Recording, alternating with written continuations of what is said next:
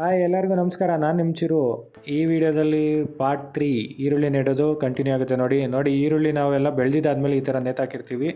ಈಗ ಅದನ್ನೇ ಎಲ್ಲ ಬಿಡಿಸ್ಕೊಂಡು ನೆಡೋದಕ್ಕೆ ಹೋಗಬೇಕು. ಈರುಳ್ಳಿ ಜೊತೆಗೆ ಮತ್ತೆ ಇನ್ನೂ ಏನೇನು ಬೀಜಗಳೆಲ್ಲ ನೆಡ್ತೀವಿ ಅನ್ನೋದನ್ನ ಇಲ್ಲಿ ಡಿಸ್ಪ್ಲೇ ಮೇಲೆ ಹಾಕ್ತಾಯಿದ್ದೀನಿ.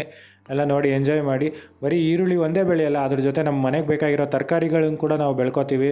ಯಾವ್ಯಾವುದೆಲ್ಲ ಬೀಜ ಚೆಲ್ತಾ ಇದ್ದೀವಿ ಅಂತ ನೋಡಿ. ದಂಟಿನ ಸೊಪ್ಪು ಆಗಿರ್ಬೋದು, ಪಾಲಕ್ ಸೊಪ್ಪು ಆಗಿರ್ಬೋದು, ಹಾಗೆ ಕೆಲವೊಂದು ತರಕಾರಿ ಬೀಜಗಳು ಕೂಡ ಅಲ್ಲಿ ಬದುಗಳಲ್ಲಿ ಜಾಗ ಇರುತ್ತಲ್ವ, ಅಲ್ಲಿ ಹಾಗೆ ನೆಡ್ತೀವಿ. ಅದೇ ನೋಡಿ ಈ ಬೀಜಗಳು. ಇದು ಬೆಂಡೆಕಾಯಿ ಬೀಜ ಯಾವ ಥರ ಕಾಣುತ್ತೆ ಅಂತ ಎಷ್ಟೋ ಜನ ನೋಡೇ ಇರಲ್ಲ, ಬೆಂಡೆಕಾಯಿ ನೋಡಿರ್ತೀರ ಅಷ್ಟೇ.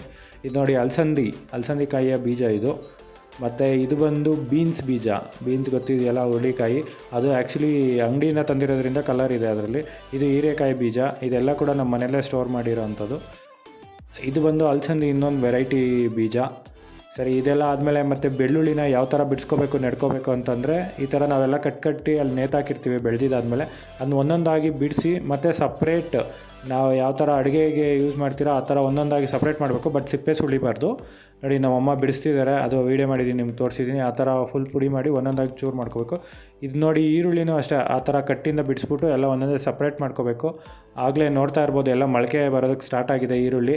ಈ ಥರ ಸ್ಟಾರ್ಟ್ ಆಗಿದೆ ಅಂದಾಗ ಅದು ಉಣೋದಕ್ಕೆ ಇನ್ನೇನು ಟೈಮ್ ಆಗಿದೆ ಅಂತಲೇ ಅರ್ಥ. ಅದ್ರದ್ದು ನೋಡಿ ಉಣಕ್ಕೆ ಟೈಮ್ ಆಗಿದೆ ಅಂತ ಹೇಳ್ಬಿಟ್ಟು ಅದೇ ಹೇಳ್ತಾ ಇರುತ್ತೆ. ನಾವು ಇದನ್ನು ಈ ಸ್ಟೇಜಲ್ಲಿದ್ದಾಗ ಉಣ್ಲಿಲ್ಲ ಅಂದರೂ ಕೂಡ ಅದು ವೇಸ್ಟ್ ಆಗುತ್ತೆ, ಎಲ್ಲ ಹಾಳಾಗ್ಬಿಡುತ್ತೆ. ಅದನ್ನ ಉಣ್ಬಿಟ್ಟು ಹಾಗೆ ಇದು ಮಾಡ್ಕೋಬೇಕು. ಅದೇ ನೋಡಿ ಅದಾದಮೇಲೆ ಎಲ್ಲ ಬಿಡಿಸ್ಕೋತಾ ಇದ್ದೀವಿ. ತುಂಬಾ ಇತ್ತು, ಸ್ವಲ್ಪ ಟೈಮ್ ಹಿಡಿತು. ಹಾಗೆ ಅಲ್ಲಿ ಬಿಡಿಸ್ಬೇಕಾದ್ರೆ ನಮ್ಮ ಕೋಳಿಗಳು ನೋಡಿ ಯಾವ ಥರ ಬಂದು ಅಲ್ಲಿ. ಇದೇನು ಅಲ್ವಾ ನಾರ್ಮಲ್ ಹಳ್ಳಿ ಲೈಫ್ ಅಂದರೆ. ನಾವೇನಾದರೂ ಕೆಲಸ ಮಾಡ್ತಾಯಿದ್ರೆ ಅವುಗಳು ಬಂದ್ಬಿಟ್ಟು ಅಲ್ಲಿ ಏನಾದರೂ ಅದು ಇದು ಕಾಳು ಕಡಿ ಇದ್ದರೆ ಹತ್ಕೊಂಡು ತಿನ್ಕೊಂಡು ಓಡಾಡ್ಕೊಂಡಿರ್ತವೆ. ಇದೆಲ್ಲ ನಾವು ಬಿಡಿಸಿದಾದ್ಮೇಲೆ ಈರುಳ್ಳಿ ಫೈನಲಿ ಯಾವ ಥರ ಕಾಣ್ತಾ ಇತ್ತು ಅಂತ ಈಗ ಹಾಕ್ತೀನಿ ನೋಡಿ. ಫೈನಲಾಗಿ ಇಲ್ಲಿ ಒಂದು 2 kg ಆಗೋಷ್ಟು ಈರುಳ್ಳಿ ಇತ್ತು. ಮತ್ತು ಒಂದು ಅರ್ಧದಿಂದ 3/4 kg ಆಗೋಷ್ಟು ಬೆಳ್ಳುಳ್ಳಿ ಇತ್ತು. ಅರ್ಧ ಅಂದರೆ 500 ಗ್ರಾಮಿಂದ 700 ಗ್ರಾಮ್ ಒಳಗಡೆ ಇತ್ತು. ಅದನ್ನೆಲ್ಲ ಎತ್ಕೊಂಡು ನಾನು ತೋಟದ ಕಡೆ ಹೊರಟ್ವಿ. ಇನ್ನು ತೋಟದ ಕಡೆ ಹೋಗ್ಬಿಟ್ಟು ನೋಡಿ, ನಾವು ಹೋಗ್ಬೇಕಾದ್ರೆ ಏನೇನೆಲ್ಲ ಸರ್ಕಸ್ ಮಾಡಬೇಕು, ಒಂದು ಕೈಯಲ್ಲಿ ಈರುಳ್ಳಿ, ಒಂದು ಕೈಯಲ್ಲಿ ಮೊಬೈಲು, ಅಲ್ಲಿ ಇನ್ನೂ ಏನೇನು ಬೇಕೋ ಅವೆಲ್ಲ ಎತ್ಕೊಂಡು ಸಾಗಿಸ್ಕೊಂಡು ಹೋಗಬೇಕು. ಅಲ್ಲೆಲ್ಲ ಎತ್ಕೊಂಡು ಹೋದ್ಮೇಲೆ ನೋಡಿ ಈ ಥರ ಕಾಣ್ತಾಯಿತ್ತು. ಅಲ್ಲೆಲ್ಲ ಬಟ್ಲಿಟ್ಬಿಟ್ಟು ನಮ್ಮದು ಗೊತ್ತಲ್ಲ, ಹೊರಗಡೆ ಬಂದಮೇಲೆ ಏನು ಮಾಡ್ತಾರೆ ಹೇಳಿ, ಎಲೆಡಿಕೆ ಹಾಕೋದು. ಆಮೇಲೆ ಅವರು ಕೂಡ ಸ್ವಲ್ಪ ಎಲೆಡಿಕೆ ಹಾಕ್ಕೊಂಡ್ರು, ನಾನು ರೇಗಿಸ್ತಾ ಇದ್ದೆ. ಆದ್ರೂ ಹೊರಗಡೆ ಬಂದಾಗ ಹಾಕ್ತಾರೆ ಅವರು. ಅದೆಲ್ಲ ಆದಮೇಲೆ ನಿಮಗೆ ತೋರಿಸ್ಕೊಡ್ಬೇಕು ಅಂತ ಹೇಳ್ಬಿಟ್ಟು ಅವರೇ ಒಂದು ಪಟಕ್ಕೆಲ್ಲ ಸಾಲುಗಳು ಹಾಕಿದ್ರು. ಯಾವ ಥರ ಹಾಕ್ತಾಯಿದ್ದಾರೆ ಅಂತ ನೋಡ್ಬೋದು. ಇದು ಈರುಳ್ಳಿ ನೆಡೋದಕ್ಕೆ ಹಾಕ್ತಾಯಿರೋದು. ಇದನ್ನು ಈರುಳ್ಳಿ ನೆಡೋದಕ್ಕೆ ಹಾಕ್ತಾಯಿರೋದು ಸುಮಾರು ಅರ್ಧ ಅಡಿಯಿಂದ ಅರ್ಧ ಅಡಿಗೆ, ಒಂದೊಂದು ಏಳಿನ ಅರ್ಧ ಅಡಿ ಬಿಟ್ಟು ಅರ್ಧ ಅಡಿ ಹಾಕ್ತಾಯಿದ್ವಿ. ಯಾವ ಥರ ಹಾಕ್ತಾಯಿದ್ದಾರೆ ಅಂತ ನೋಡ್ತಾ ಇರ್ಬೋದು ನೀವು. ಕ್ಲೀನಾಗಿ ಎಲ್ಲ ಅರ್ಧ ಅಡಿಗೆ ಒಂದೊಂದು ಏಳಿ ಹಾಕಬೇಕು. ಅದಾದಮೇಲೆ ಯಾವ ಥರ ನೆಡ್ತಾರೆ ಅಂತ ನೋಡಿ. ಇದನ್ನು ನೆಡೋದು ಅಷ್ಟೇ, ಅರ್ಧ ಅಡಿಗೆ ಒಂದೊಂದು ನೆಡ್ಕೊಬತ್ತೀವಿ. ನೋಡಿ ಅದು ಏಳಿಗಳದ್ದು ಕಾರ್ನರ್ ಇರುತ್ತಲ್ಲ, ಇವಾಗ ಅದು ಒಂಥರ ಬದು ಶೇಪಲ್ಲಿ ಇರುತ್ತಲ್ಲ, ಟ್ರಯಾಂಗಲ್ ಶೇಪಲ್ಲಿ, ಆ ಕಡೆ ಈ ಕಡೆ ಕಾರ್ನರ್ಗೆ ಅದನ್ನ ಇಡಬೇಕಾಗತ್ತೆ ಈರುಳ್ಳಿಗಳನ್ನ. ಯಾವ ಥರ ಇಡ್ತಾ ಇದ್ದಾರೆ ಅಂತ ನೀವು ನೋಡ್ತಾ ಇದ್ದೀರಲ್ವ. ಅರ್ಧ ಅಡಿಗೆ ಒಂದೊಂದು ನೆಟ್ವಿ.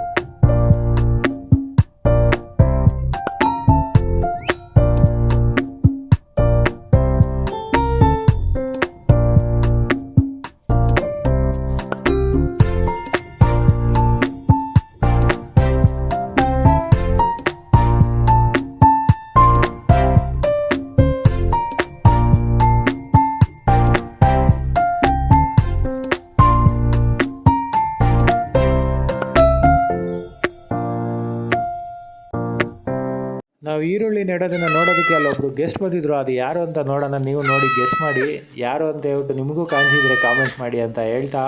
ಇದೆಲ್ಲ ಹಳ್ಳಿ ಲೈಫಲ್ಲಿ ಕಾಮನ್ನು. ಬೆಕ್ಕು ಬರ್ಬೋದು, ಹಾವು ಬರ್ಬೋದು, ಚೇಳು ಕಾಣಿಸ್ಬೋದು, ಜರಿನೂ ಕಾಣಿಸ್ಬೋದು. ಏನು ಬಂದರೂ ನಾವು ಮಾಡೋ ಕೆಲಸ ಮಾಡಲೇಬೇಕು. ಇವತ್ತು ನಾವು ಇಲ್ಲಿ ಯೂಸ್ ಮಾಡ್ತಾ ಇರೋ ಇನ್ಸ್ಟ್ರೂಮೆಂಟ್ ಯಾವುದು ಅಂತ ನೀವು ನೋಡ್ತಾ ಇರ್ಬೋದು. ಇದನ್ನು ಕೈಗುದ್ಲಿ ಅಂತ ನಾವು ಕರಿತೀವಿ. ಅಂದರೆ ಗುದ್ಲಿಗಿಂತಲೂ ಸ್ವಲ್ಪ ಚಿಕ್ಕದಾಗಿರುತ್ತೆ. ಇದು ಈ ಥರ ಸಣ್ಣ ಏಳಿಗಳೆಲ್ಲ ಹಾಕೋದಕ್ಕೆ ನಾವು ಬಳಸ್ತೀವಿ.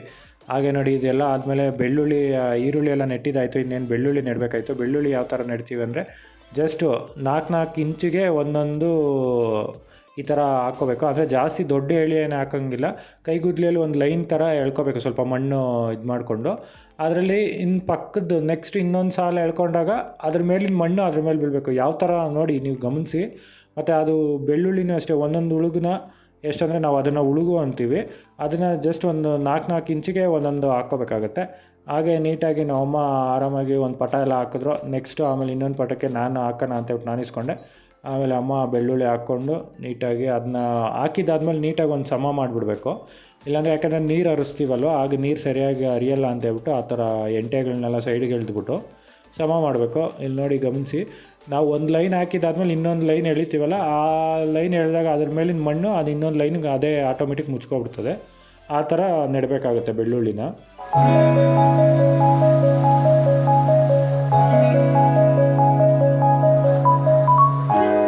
ಹಾಗೆ ನೋಡಿ ನಾವೆಲ್ಲ ನೆಟ್ಟಿದ್ದಾದ್ಮೇಲೆ ಈ ಥರ ಕಾಣಿಸ್ತಾ ಇತ್ತು.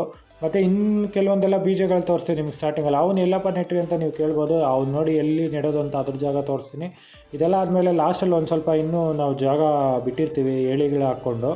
ಲಾಸ್ಟ್ ಟೈಮ್ ನಿಮ್ಗೆ ತೋರಿಸಿದಲ್ವ ನೋಡಿ, ಇಲ್ಲೆಲ್ಲ ಒಂದೊಂದು 3 ಏಳಿಗೆ, ಒಂದು ಸ್ವಲ್ಪ ಬೀನ್ಸು, ಒಂದು ಸ್ವಲ್ಪ ಬೆಂಡೆಕಾಯಿ, ಒಂದು ಸ್ವಲ್ಪ ಹೀರೆಕಾಯಿ, ಈ ಥರ ಮರದ ಕಡೆ ಎಲ್ಲ ಹೀರೆಕಾಯಿ ಉಣ್ತೀವಿ, ಯಾಕಂದರೆ ಮರಕ್ಕೆ ಹಬ್ಸೋದಕ್ಕೂ ಈಸಿ ಆಗುತ್ತೆ.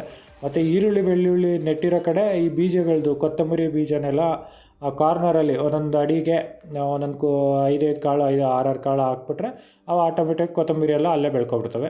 ಮತ್ತು ಲಾಸ್ಟಿಗೆ ಇದೆಲ್ಲ ಕೊತ್ತಂಬರಿ ಬೀಜನ ಪಟಗಳ ಕಾರ್ನರ್ಗೆ ನೆಟ್ಟಿದ್ದಾದಮೇಲೆ ಸೊಪ್ಪಿನ ಬೀಜಗಳಿರುತ್ತಲ್ಲ, ಅದು ಡೈರೆಕ್ಟ್ ಎಲ್ಲದಕ್ಕೂ ಚೆಲ್ಬಿಡೋದು. ದಂಟಿನ ಸೊಪ್ಪು, ಪಾಲಕ್ ಸೊಪ್ಪು, ಈ ಥರ ನೋಡಿ ನಮ್ಮಮ್ಮ ಯಾವ ಥರ ಚೆಲ್ತಿದ್ದಾರೆ ಅಂತ. ಆ ಥರ ಚೆಲ್ಲರೆ ಅದೇನಂದರೆ ಸೊಪ್ಪೆಲ್ಲ ಬೇಗನೆ ಬಂದ್ಬಿಡುತ್ತೆ. ನಾವು ಆರಾಮಾಗಿ ಸೊಪ್ಪೆಲ್ಲ ಕಿತ್ಕೊಂಡು ಸಾಂಬಾರ್ಗೆ ಯೂಸ್ ಮಾಡ್ಕೊಬೋದು. ಆಮೇಲೆ ಈರುಳ್ಳಿ ಬೆಳ್ಳುಳ್ಳಿ ಲೇಟಾಗಿ ಬರುತ್ತೆ, ಅದನ್ನು ಕಿತ್ಕೋಬೋದು. ನೋಡಿ ಇದೆಲ್ಲ ಆದಮೇಲೆ ಈರುಳ್ಳಿ ನೆಟ್ಟು 2 ದಿನಕ್ಕೆ ಈರುಳ್ಳಿ ಇಷ್ಟಿಷ್ಟುದ್ದಾಗೋಯ್ತು. ಏನು ಶಾಕ್ ಆಗಿಬಿಟ್ರಾ? ನಾನು ಶಾಕ್ ಆಗಿದೆ. ಬಟ್ ಇದು ನಮ್ಮ ತೋಟದಲ್ಲ. ನಾನು ಕೋಲಾರ ಹತ್ರ ಏನೋ ಒಂದು ಸ್ವಲ್ಪ ಕೆಲಸದ ಮೇಲೆ ಹೋಗಿದ್ದೆ. ಅಲ್ಲಿ ಈರುಳ್ಳಿನ ಕಮರ್ಷಿಯಲಾಗಿ ಬೆಳೆದಿದ್ರು. ನನಗಿದನ್ನು ನೋಡಿ ಶಾಕ್ ಆಗಿಬಿಡ್ತು. ಯಾಕಂದರೆ ನಾರ್ಮಲಾಗಿ ಏನಪ್ಪ ಅಂದರೆ ನಾಟಿ ಈರುಳ್ಳಿನ ಮನೆಗಳಿಗೆ ಬೆಳ್ಕೊತೀವಿ, ಅಂದರೆ ಮನೆ ಯೂಸ್ಗೆ ಅಂತ. ಈ ಕಡೆಲ್ಲ ಸುಮಾರು ರೈತರು ಕೆಲವೊಬ್ಬರೆಲ್ಲ ಅದೇ ಥರನೇ ಮಾಡೋದು. ಬಟ್ ಜಾಸ್ತಿಯಾಗಿ ಕಮರ್ಷಿಯಲಾಗಿ ಯಾರೂ ಬೆಳೆಯೋಕ್ಕೆ ಹೋಗಲ್ಲ, ಯಾಕಂದರೆ ಲೇಬರ್ ಸಮಸ್ಯೆ, ಅದನ್ನು ಮೇಂಟೈನ್ ಮಾಡೋಕ್ಕಾಗಲ್ಲ. ಕಮರ್ಷಿಯಲಾಗಿ ಮಾರ್ಕೆಟಿಂಗ್ ಮಾಡೋಕ್ಕೂ ಕಷ್ಟ ಆಗುತ್ತೆ ಅಂತೇಳ್ಬಿಟ್ಟು. ಬಟ್ ಇಲ್ಲಿ ನೋಡಿಬಿಟ್ಟು ನನಗೂ ಶಾಕ್ ಆಯಿತು. ಇದೇನಪ್ಪ ಬಳ್ಳಾರ್ಗಡ್ಡೆ, ನಿಮಗೂ ಗೊತ್ತಿರುತ್ತೆ ದಪ್ಪದು ಈರುಳ್ಳಿ. ಬಟ್ ಅದೇನಾದರೂ ಬೆಳೆದಿದ್ದಾರೇನೋ, ಅದು ನಮ್ಮ ಸೈಡ್ ಯಾರೂ ಬೆಳೆಯಲ್ಲ. ಹಂಗಾಗಿ ನೋಡಿದೆ ಫಸ್ಟ್ ಟೈಮು ಚೆನ್ನಾಗಿದೆ ಅಂತ. ಬಟ್ ಅಲ್ಲೋಗಿ ಮಾತಾಡಿದಾದ್ಮೇಲೆ ಗೊತ್ತಾಯಿತು, ಇದು ಈರುಳ್ಳಿ ಬೆಳೆದಿರೋದು ಈರುಳ್ಳಿ ಗಡ್ಡೆಗೋಸ್ಕರ ಅಲ್ಲ. ಈ ಮೇಲ್ಗಡೆ ಬಂದಿದೆಯಲ್ಲ ಈರುಳ್ಳಿದು ಏನಂತೀವಿ ನಾವು, ಇದನ್ನ ಉಳ್ಳಿವ ಅಂತೀವಿ. ಅಂದರೆ ನೀವೇನಂತೀರಾ ನನಗೆ ಗೊತ್ತಿಲ್ಲ. ಅಂದರೆ ಈರುಳ್ಳಿದು ಎಲೆಗಳು ಈ ನಾರ್ಮಲಾಗಿ ಗ್ರೀನ್ ಕಲರ್ ಏನು ಕಾಣ್ತಾ ಇದೆಯೋ, ಇದು ಸ್ಪ್ರಿಂಗ್ ಆನಿಯನ್ ಆಗಿ ಯೂಸ್ ಮಾಡ್ತಾರಂತೆ. ಕೆಲವೊಂದು ಪಿಜ್ಜಾ, ಬರ್ಗರು ಗೊತ್ತಲ್ಲ, ವೆಸ್ಟರ್ನ್ ಫುಡ್ಸು, ಅದಕ್ಕೆ ಯೂಸ್ ಮಾಡ್ತಾರೆ. ಮತ್ತು ಕೆಲವೊಬ್ರು ಇದನ್ನು ಕಟ್ ಮಾಡಿ ಪಲ್ಯನೂ ಮಾಡ್ತಾರೆ. ಬಟ್ ನಮ್ಮ ಮನೆಗಳಲ್ಲೂ ನಾವು ಯೂಸ್ ಮಾಡ್ತೀರಿ. ಬಟ್ ಅದು ಹೂವು ಬಂದಮೇಲೆ, ಅದು ಸ್ವಲ್ಪ ಬಲ್ತ ಮೇಲೆ ಅದನ್ನು ಮಾತ್ರ ಮುರ್ಕೊಂಡು ಅದರಲ್ಲಿ ನಾವು ಪಲ್ಯ ಮಾಡ್ತೀರಿ. ಇವ್ರು ಟೋಟಲಾಗಿ ಇದನ್ನೆಲ್ಲ ಕಟ್ ಮಾಡಿಬಿಟ್ಟು ಮಾಡ್ತಾರೆ ಅಂತ ನಾನು ಕೇಳ್ಪಟ್ಟೆ. ಅವ್ರು ಸ್ಟಾರ್ಟಿಂಗ್ ಕೇಳಿದ್ದಕ್ಕೆ ಇದು ಮೆಡಿಸನ್ಗೆ ಹೋಗುತ್ತೆ ಅಂತಂದರು. ಅವ್ರಿಗೂ ಅಷ್ಟೊಂದು ಸರಿಯಾಗಿ ಏನಕ್ಕೆ ಹೋಗುತ್ತೆ, ಎಲ್ಲಿಗೆ ಹೋಗುತ್ತೆ ಅನ್ನೋದು ಅವ್ರಿಗೂ ಏನೂ ಸರಿಯಾಗಿ ಅವ್ರು ಇನ್ಫಾರ್ಮೇಷನ್ ಕೊಡಲಿಲ್ಲ. ಯಾಕೋ ಏನೋ ಗೊತ್ತಿಲ್ಲ.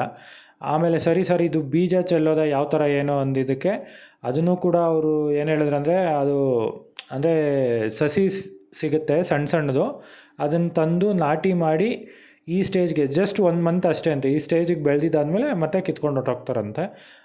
ಯಾವ ಥರ ಇದು ಎಲ್ಲಿ ಸಿಗುತ್ತೆ, ಎಲ್ಲೋಗಿ ಮಾರ್ಕೆಟಿಂಗ್ ಮಾಡ್ತಾರೆ ಅನ್ನೋದು ಕೂಡ ಅವರು ಹೇಳಲಿಲ್ಲ.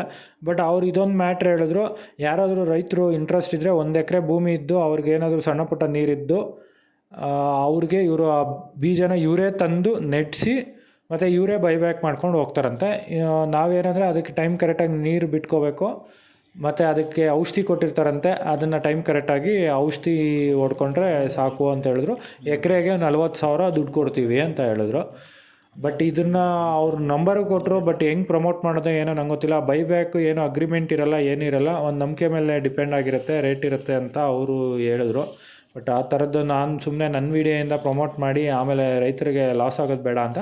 ನನಗೆ ಇದರಲ್ಲಿ ಒಂದು ಅಬ್ಸರ್ವೇಷನ್ ಏನು ಗೊತ್ತಾಗಿದ್ದಂದರೆ, ಇವರು ಎಲ್ಲಿ ಮಾರ್ತಾರಂದರೆ, ಐ ಥಿಂಕ್ ಈ ಗೋಡನ್ಗಳಿರ್ತವೆ, ಈ ರಿಲಯನ್ಸ್ ಅದು ಅದೆಲ್ಲ ಅವ್ರದ್ದು ಕೆಲವೊಂದು ಶಾಪ್ಸ್ ಇರುತ್ತಲ್ಲ, ಮೋರು, ರಿಲಯನ್ಸು, ಡಿಮಾರ್ಟು ಅವ್ರದ್ದೆಲ್ಲ, ಅವರೆಲ್ಲ ಒಂದೊಂದು ಈ ಏನು ಗೋಡನ್ ಥರ ಮಾಡ್ಕೊಂಡಿರ್ತಾರೆ ಎವರಿ ಡಿಸ್ಟಿಕ್ ಆ ಕಡೆ. ಅವ್ರ ಹತ್ರ ಹೋಗಿ ಮಾತಾಡ್ಕೊಬಂದು ಇವರೆಲ್ಲ ಬೆಳೀತಾರೆ ಅಂತ ನನಗನ್ನಿಸ್ತು. ನೀವು ಕೂಡ ಅಷ್ಟೇ ಬೆಳೆಯೋದಕ್ಕೆ ಮುಂಚೆ ಆ ಥರದ್ದು ಎಲ್ಲಾದರೂ ನಿಮ್ಮ ನಿಯರ್ ಬೈ ಇದ್ದರೆ ಅಲ್ಲಿ ಏನು ರಿಕ್ವೈರ್ಮೆಂಟ್ ಇದೆ, ಏನು ಸೇಲ್ ಆಗುತ್ತೆ, ಏನಕ್ಕೆ ಇವಾಗ ಡಿಮ್ಯಾಂಡ್ ಇದೆ ಅಂತ, ಒಂದು ಲಾಸ್ಟ್ 3 ಮಂತಿಂದ ಏನು ಪ್ರೈಸ್ ಹೋಗ್ತಾ ಇದೆ ಅಂತಂದರೆ ನಿಮ್ಗೆ ಅದೊಂದು ನಾರ್ಮಲಾಗಿ ಗೊತ್ತಾಗುತ್ತೆ.